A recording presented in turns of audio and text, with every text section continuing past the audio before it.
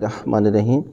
پابندی سے غسل جمعہ کرنے کے فائدے، یعنی جمعہ کا غسل کرنے کی کس قدر فائدے ہیں، یعنی انسان کی باڈی کو فائدے ملیں گے، انسان کو جو ہے وہ آخرت میں اس کے فائدے ملیں گے۔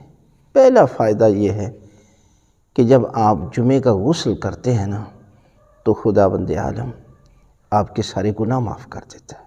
اتنی فضیلت ہے جمعہ کے دن غسل کرنے۔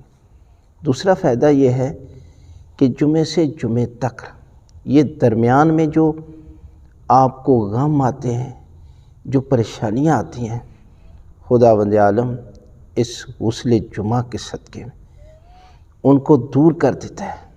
اور تیسرا فائدہ یہ ہے کہ جب آپ جمعہ کے دن غسل کرتے ہیں تو پروردگار آپ کی باڈی کو کیڑے مکوڑوں سے محفوظ رکھ لیتا ہے۔